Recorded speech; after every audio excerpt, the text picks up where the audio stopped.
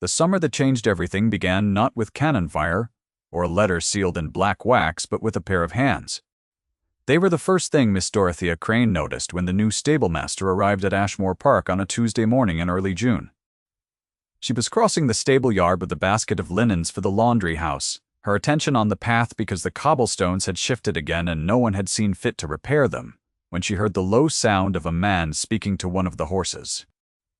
She looked up. The man had his back to her, his coat plain and dark and worn at the elbows, his shoulders broad beneath it. He had one hand extended, palm open, fingers loosely curled, and the gray mare that had refused every groom since February was pressing her nose into that offered palm with her eyes half closed. Dorothea stopped walking. She had not seen the mare allow that in 4 months. The man turned, sensing her presence, and she had one clear look at his face before she dropped her eyes to the cobblestones again. He was not young, though not old either, somewhere in the difficult middle years between 30 and 40, with dark hair that needed cutting and a jaw that needed a second pass with the razor. His eyes were gray, the same gray as the mare's coat, and they were calm, in a way she had not seen in a very long time in any set of eyes. At Ashmore Park, he said miss, with a brief nod, and went back to the horse. She went on to the laundry house. The house said little about him at first. Mrs. Brett. Garrett, the housekeeper, told the downstairs staff only that his name was Masters, that he had come with a recommendation from a solicitor's office in London, and that he was to be given the groom's cottage and full authority over the stables. Cook said she had seen stranger things. Old Pip, the undergroom, said the new man had the hands of someone who had been working horses his whole life, which was not in question and proved nothing. The upper maid, Susan, said he was handsome enough if you liked them, dark and silent, and then glanced at Dorothea as though this were somehow her concern. It was not her concern. Dorothea was the estate's acting steward, a title that had fallen to her by accident and remained through necessity. Her father had been steward before her, appointed in the old days when the 5th Duke of Ashmore still walked these grounds.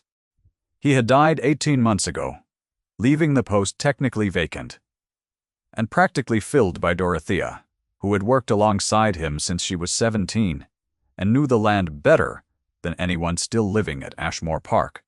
She kept the accounts, arbitrated the tenant disputes, coordinated the planting schedules with the head gardener, and wrote careful monthly letters to the solicitor's office in London, from whom all instructions now came. She had never met the Duke. No one had. In 3 years. This was the fact that sat at the center of every conversation at Ashmore Park, the way a stone sits at the bottom of a clear pool, distorting everything seen through the water above it. The 5th Duke had died of a sudden illness in the winter of 1816. His heir, his nephew Thomas Ashmore, had inherited the title and the estate at the age of 31, taken one look at Ashmore Park during his single visit the following spring, then vanished from the social record almost entirely. He maintained the estate through the London solicitors. He paid his bills. He did not come to London for the season. He had not, as far as Dorothea could determine from the accounts or from anything the solicitors had ever written to her, come to Ashmore Park at all in 3 years. People had theories. Garrett believed he was consumed with grief for his uncle. Cook believed there was a woman somewhere. Pip believed he had gone to the continent and never managed to come back, which Dorothea found implausible but declined to argue with, because Pip was 73 and had opinions about everything. What Dorothea believed she kept to herself. What she believed was that a man who did not return to his own inheritance was either broken or hiding. Sometimes those were the same condition. She had no business thinking about it. She had business thinking about the Southfield drainage, the tenant Cromwell's overdue rent, and the roof of the west wing, which had a section of flashing gone and would not survive another winter without repair. If you have ever watched from a careful distance while someone does their work and thought, "This one is different," then you already know what Dorothea spent the next 2 weeks pretending not to do. She had legitimate reasons to be in the stable yard. The accounts covered the stables, and the stables had been running over budget for the better part of a year because of the gray mare's difficulty. and because of an expenditure on tack that Dorothea had never been able to fully account for. She went to the stables on Thursday, with her ledger to speak with Masters about the feed costs, and found him on his back under a tilted cart examining the axle, speaking in a low, steady voice to the undergroom about the proper way to pack a wheel hub. She waited. He finished, slid out from under the cart, stood, brushed his coat, and looked at her ledger. "The feed line," he said, before she had explained herself. She blinked. "Yes. Pip has been buying from the merchant on the Exeter Road. I have arranged an account with the mill at Wentbridge instead. The difference will show in July's figures." He paused. "Your south fence line is also down between the third and fourth posts. If your cattle stray, they will go to Cromwell's barley." She knew about the fence. She had not known he knew about the fence, which meant he had walked the boundaries of the property. No one who had been in the post less than 3 weeks walked the estate boundaries of their own interest. No one who regarded the post as merely a job. She wrote it in her ledger and said, "Thank you, Masters," and walked back to the house in the warm June air, with a feeling she could not name, pressing at the base of her throat. He did not speak to her again that week, except in the way of business.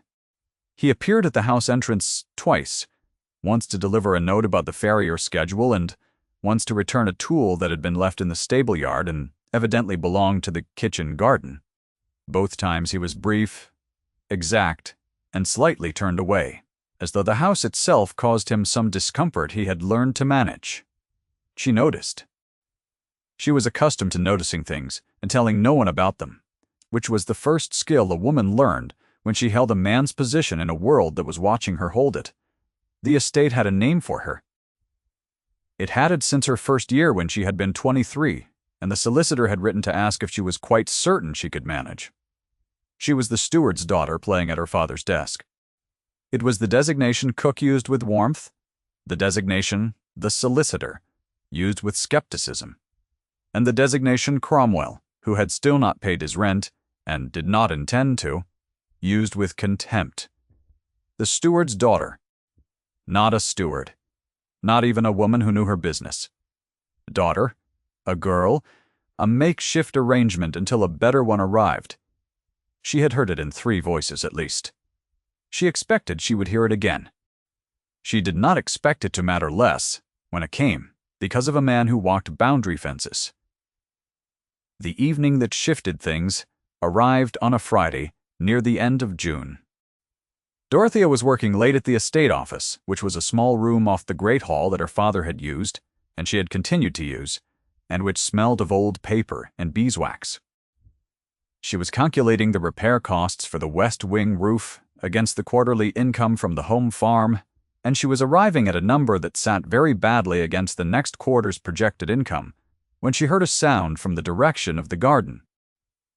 It was a child's sound, not quite crying, not quite speaking, somewhere between the two. She put down her pen.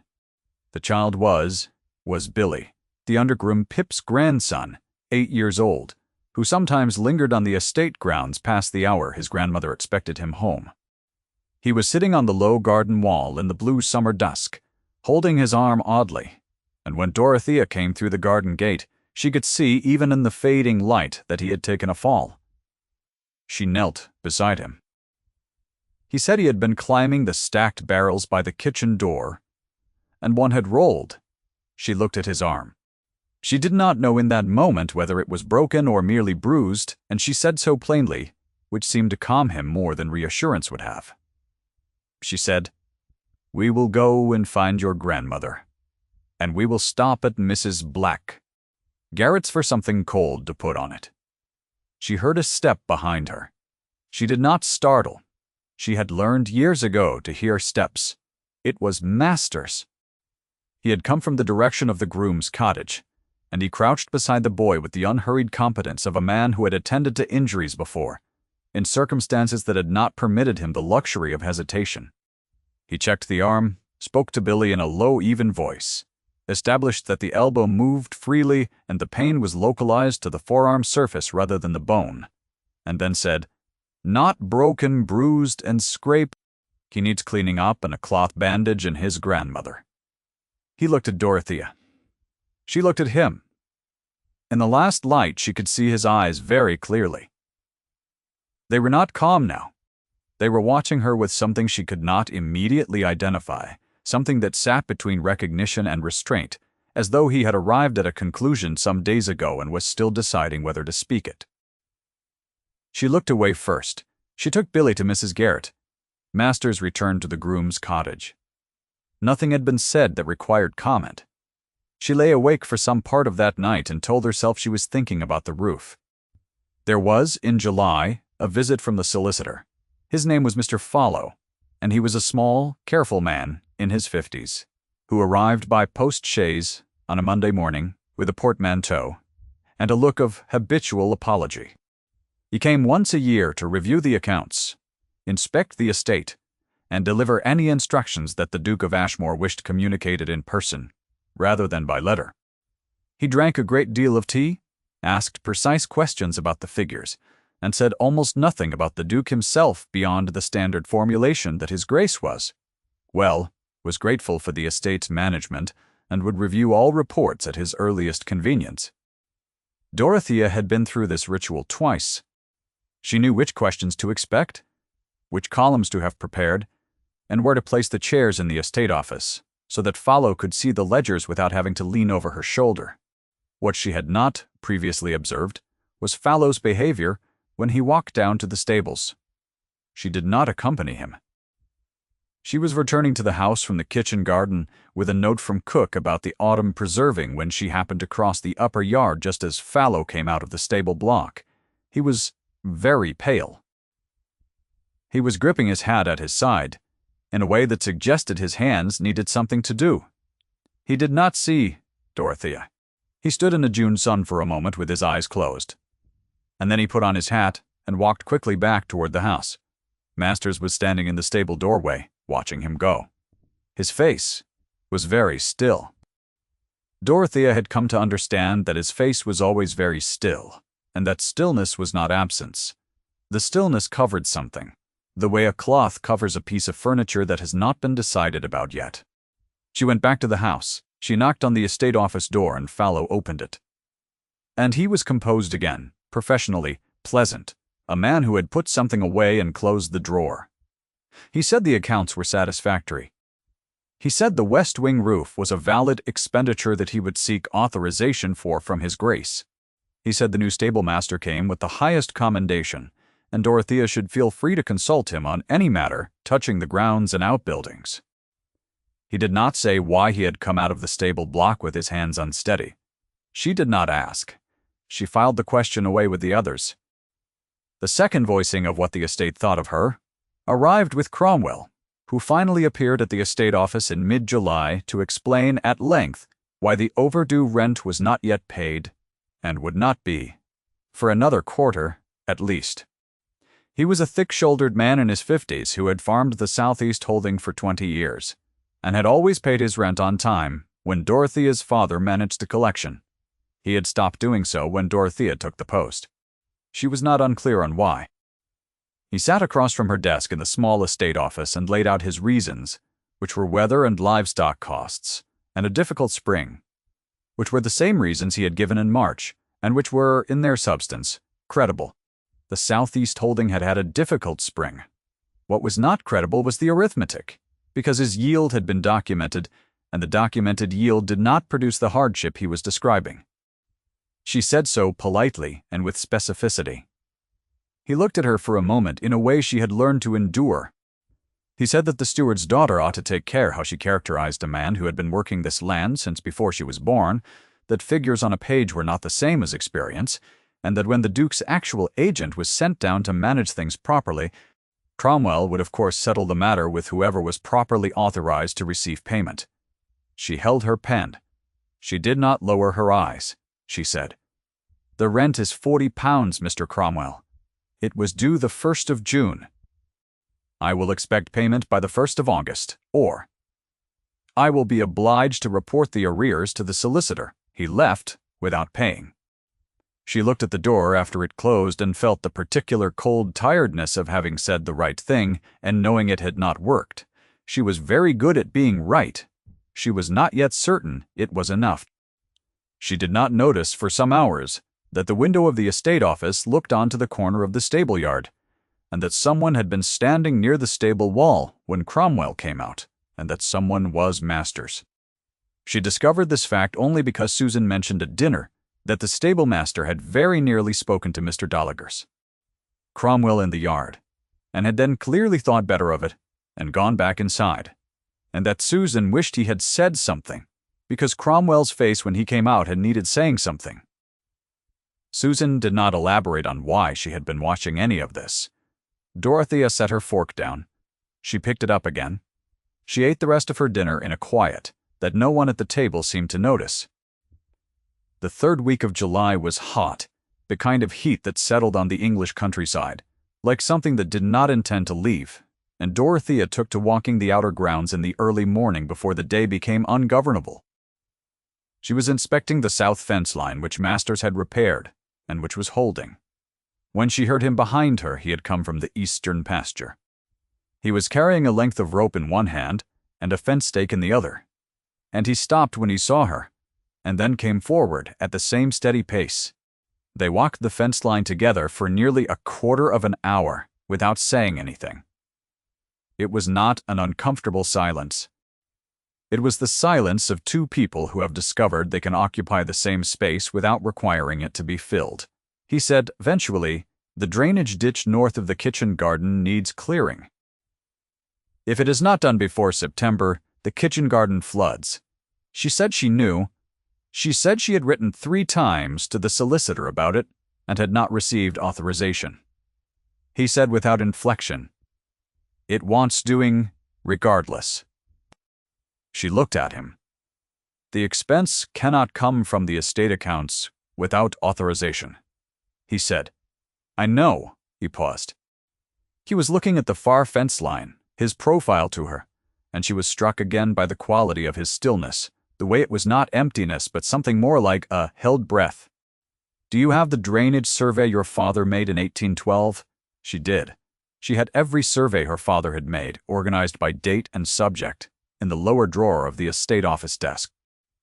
He said, "I should like to see it if you would permit it." She said she would have it ready in the morning. She hesitated, and then said, "You have looked at this land very carefully for a man who has been here 7 weeks. The pause before he answered was not long, but she counted it. He said, "It is worth looking at carefully." She went back to the house. She thought about that pause for the rest of the day, with the part of her mind that was supposed to be thinking about the West Wing roof. If you have ever held something very carefully for a long time, afraid to put it down because putting it down means deciding it was never yours, then you will recognize the look on a man's face when he stands at the edge of something he has loved and relinquished and come back to in disguise. Dorothea did not recognize it then. She would recognize it later, and the recognition would reshape everything she thought she understood about the summer. The account book she showed in the next morning contained her father's drainage survey. Yes, but also, pressed inside the back cover, a pencil sketch of the house, made by someone who had very good architectural knowledge and no formal training. The lines in the sketch, those of a person who had spent a great deal of time observing something from multiple distances and was rendering it from memory. Her father had not made this sketch. She had found it when she first took over the ledgers and had kept it, because she did not know whose it was, and because it was, in its way, rather fine. Masters looked at the drainage survey for a long time. He asked 2 specific technical questions about the soil composition, north of the kitchen garden, and then he turned the page and he saw the sketch, and he went very still in a way that was different from his usual stillness. His usual stillness was chosen. This one happened to him. His hand came down flat on the page, and then lifted. He said, "Where did this come from?" She said she did not know. She said it had been inside the ledger when she inherited it. He said nothing. He looked at the sketch for another moment, and she watched his face with the careful attention she had trained herself to give to anything she did not yet understand. And she saw in the set of his jaw and the line of his eyes something she could not name, but could not dismiss. Something old, something that had been carried a long distance and was heavier than it looked. He closed the ledger. He thanked her. He left. She sat in the estate office for some time, after he had gone, and thought about a man who walked boundary fences in the first week of a new post, and went still at a pencil sketch of a house. The understanding did not arrive all at once. It came in pieces over the days that followed. Each piece, small and logical in itself. Each piece landing on a growing weight of evidence that she had been assembling without naming. The way he knew where the drainage ditch was without being shown. The way he had spoken to Follow in the brief exchange she had witnessed, with the level ease of a man who is not, in fact, subordinate to the person he is speaking with. The way he had turned to look at the west face of the house in the early morning, standing in the stable yard with his coffee going cold in his hand. The way a person looks at something that belongs to them, and which they are not yet ready to enter. The sketch inside the ledger, drawn by someone who had sat at some high point on the property and rendered the house from above with a precision of affection. The solicitor's hands, unsteady, coming out of the stable block. She sat with it for 3 days. She did not say it aloud, because saying it aloud would make it the kind of thing that required action, and she needed to know first whether what she believed was true. The way she found out was not dramatic. It was, in retrospect, entirely in keeping with the man he was. She went to the stable at 6:30 on the following Tuesday morning, before the household was fully awake, because she wanted to check the gray mare's near foreleg, which had been slightly warm the evening before, and which she had been worrying about since. She pushed open the stable door, and he was already there, as she had known he would be, crouched beside the mare with a hand on the leg in question. He said without looking up, "It is not the tendon. She stepped on a stone yesterday in the east pasture. It will be right by the end of the week," she said. "Thank you." She stood there. He stood eventually and looked at her, and the quality of that look was the thing she had been half understanding for 3 weeks. It was not the look of a man in service looking at a woman above his station. It was the look of a man who had put off a reckoning he had known was coming and has arrived, at last, at the moment when putting it off is no longer possible. She said, quietly, "You are Thomas Ashmore." He did not answer immediately. He turned away to the mare and put his hand on her neck, and the mare pressed her head against him. Then he said, "Yes." The stable was very quiet. Outside, a wood pigeon was calling from the direction of the kitchen garden. She said, "How long did you intend to continue?" He said he had not known. He said he had come back to see the estate, to understand what it needed, and had not intended to stay more than a month. He paused. He said that it had turned out to be more complicated than he had anticipated. Coming home she had expected. In the 3 days of knowing that when the moment came she would feel a particular kind of outrage. A woman who has been managing a man's estate for 18 months and has been condescended to, for the privilege deserves, she had thought, to feel outrage when the man turns out to have been watching from a cottage in the stable yard. She found when the moment arrived that the outrage was there but smaller than she had expected, and that what was larger was something closer to grief on his behalf, which she had not anticipated and did not quite know what to do with. She said, "You drew the sketch in the ledger." He said he had made it the spring of his first visit, the year of inheriting. He had been sitting on the rise above the east pasture. She said, "Why did you not come back?" "For 3 years." He was quiet for a long moment. The mare shifted her weight. Outside, the wood pigeon went on. He said, "My uncle and I were not on good terms at his death. There were things said, things I said, that I could not undo. Coming back to the house felt like accepting the inheritance before I had earned the right to it. That is not a rational position. I am aware of that."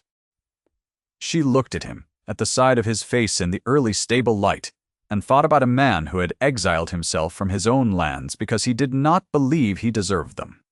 She thought about the accounting she had done for 3 years, the careful stewardship of a property belonging to someone who would not come and claim it. She said, "The west wing roof needs repair before autumn. The drainage ditch north of the kitchen garden will flood without clearing. Cromwell on the southeast holding is 4 months behind on his rent and has shown no intention of paying it." He turned to look at her. She said, The estate has been waiting for its duke. It was not a kind thing entirely. It was not intended to be.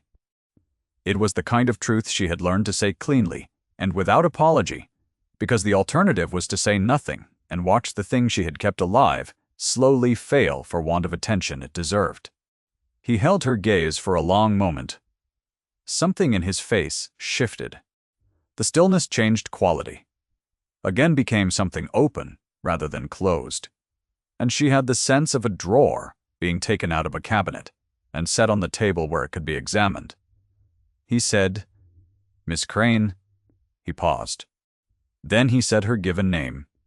Just her given name, Dorothea, in a voice that was low and entirely level, and the sound of it in his voice was different from the sound of it in any other voice she could remember.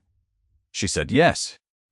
He said, "I have been watching this estate for 7 weeks. I have read your father's papers and your own correspondence. I have walked every field and every fence line. I have spoken to every tenant who would speak to me." He stopped. She waited. He said, "What I found was not what I expected to find. And what I did not expect was you." The gray mare was a warm presence between them, breathing steadily, and the stable smelled of straw and hay and the clean animal warmth that had been the smell of Dorothea's whole childhood, and she thought that she had been quiet and careful and composed for 4 years since her father's health had begun to fail, and that the feeling she was trying to manage in her chest at this moment was the feeling of not being willing to perform composure any longer. She said, "You have a great deal of making good to do. To the estate and to yourself." He said, "I know." She said, "The solicitor will need to be formally informed. The staff will need to be told. The tenants will need an audience." He said, "Yes." She said, "And Cromwell will need to understand that the Duke has returned and is fully appraised of the rent arrears." For the first time, something that was not quite a smile moved across his face. It was brief and still and utterly unperformed, and it was the most expression she had seen from him in 7 weeks, and it landed somewhere in her chest with considerable force. He said, "I look forward to that conversation." She looked at her hands, which were folded in front of her, gloves on, and basket at her elbow, entirely proper, which was absurd under the circumstances, and she knew it. She said, "I should like it very much if you would take your proper place here." She did not say the rest of what she meant, which was more than the estate and more than the title, and which she was not yet in a position to say because he had not yet earned it, not in the way that mattered to her. He had been watching her from a groom's cottage for 7 weeks and had not yet told her the truth. That required something on his end before she offered anything on hers. He seemed to understand this. She was learning. A man who understood things she did not have to say. He said, "I will speak to Fallow." "This morning," she said. "Good." She took her basket and walked back out into the summer morning. Behind her she heard him say her name once more, very quietly, the given name again, as though he were practicing the shape of it. She did not turn around. She kept walking. The dew was still on the grass, and the light was the specific pale gold of early English morning, and the wood pigeon in the kitchen garden was still at it, and she thought that she had a great deal of work to do before the end of the summer, and that the work had just become, in some ways, considerably more interesting. It took Fallow 3 hours to arrive, after the Duke sent for him. Dorothea spent those hours at the estate office desk doing something she would later think of as nesting. She arranged the accounts in order of priority, wrote a summary of the outstanding issues that any reasonable man would want addressed in his first week of open authority, and made a clean copy of the Cromwell arrears. She was not doing this for him. She was doing it because it was what needed doing. That the doing of it coincided with his needs was merely efficient. The staff was told at midday, "Mrs." Garrett did not visibly react, which meant she had either suspected or knew. Cook reacted visibly enough for everyone. Susan said to no one in particular that she had thought there was something about his hands, and then looked mortified at having said it. Cromwell appeared uninvited at the estate office the following morning. He had heard apparently from one of the other tenants, who had it from the head gardener's wife, who had encountered Mrs. Garrett in the village the preceding afternoon. He stood in the estate office doorway and looked at Dorothea with a different quality of look than he had deployed 2 weeks earlier. Dorothea said, "Mr. Cromwell, His Grace will see you at 11. Cromwell said, "I came to speak with the steward." Dorothea said, "I am the steward." He said it then. He had said it before, quietly, almost as an aside. He said it now with the specific intention of a man who has decided this is his last available weapon. He said that the steward's daughter had done the best she could with what she had, but that now that the proper authority was in residence, he expected matters would be managed correctly. She looked at him without lowering her eyes. She said, "The steward's daughter, as you call her, has kept this estate solvent for 18 months in the absence of its duke. She has maintained every tenant agreement, overseen every capital expenditure, and drafted every report to the solicitor's office without error. His Grace is aware of all of this. His Grace will see you at 11. I suggest you bring the £40. Cromwell left. She closed the estate office door and stood for a moment with her hand flat on the wood of it, breathing. She had not looked toward the window while Cromwell was in the room. She looked toward it now and saw what she had not permitted herself to look for. The stable yard was visible from this window, and Masters, the Duke, was standing at the corner of the stable block in plain sight, and he was not pretending not to be there. He held her gaze through the glass for a moment. Then he nodded once and went back to the stables. Cromwell paid his rent at 11 o'clock. He paid it to Dorothea, at his request. The weeks that followed were, in their practicalities, a period of construction rather than completion. The Duke did not cease to be the man she had known in the stables. He moved into the house, took up the formal title and its obligations, met with Fallow and with the estate solicitors, and with the larger tenants, one by one. He consulted Dorothea on everything, not in the manner of a man who is uncertain, but in the manner of a man who knows what he knows, and respects what she knows, and does not confuse the two. He repaired the west wing roof. He cleared the drainage ditch north of the kitchen garden. He wrote to his man of business in London. He did not for some time say anything more than was required by the business of the estate. He watched her with the same gray eyes at the same careful distance, and she began to understand that this was a form of courtesy, and that what he was doing was what she had been doing for years, without knowing there was a name for it. He was earning his place beside her before he asked for it. The evening that shifted things for the second time came at the end of September, when the harvest was in and the south field had drained properly for the first time in 3 years, and the light over the east pasture was the color of the inside of an amber bottle. She was walking the fence line again, as she had taken to doing in the evenings, when she heard him behind her. He had the pencil sketch in his hand. He had asked to borrow it from the ledger 2 weeks earlier, and she had given it to him without asking why. He said, "I made this 3 years ago. I was sitting on the rise above the east pasture, and I was trying to decide whether I had any right to come inside." She said, "And did you decide?" He said, "I decided I did not." She looked at the sketch in his hands, at the house drawn by someone who loved it from the outside and had not permitted himself to enter. She said, "And now?" He said, "Now, I think I have made enough of a mess by deciding I did not have the right." He paused. "I think I would like to make a different decision." She looked at the east pasture, golden in the late September light, the south fence line running true and straight and repaired. She thought about what she wanted, which she had not allowed herself to think about directly for 4 years, having trained herself to think about the practical thing and not the wanted thing because the wanted thing was not practical, and she had a living to make. She thought about a pair of hands, open and offered, and a gray horse pressing her nose into them with her eyes half closed. She said, "The house has been waiting." "I have told you that." He said, "I heard another meaning in it when you said it." She said, "You heard correctly." He offered her his arm. It was formal and period correct and entirely proper. And it was also in the September light on the boundary fence of his own returned lands, the most direct thing she had ever been offered. She took it. They walked back to the house together in the long amber light, her hand at his arm, neither of them saying anything further because there was nothing further that needed saying yet, and because the evening was very fine and the harvest was in and the fence was holding and the roof was repaired and there was a great deal of the year still ahead.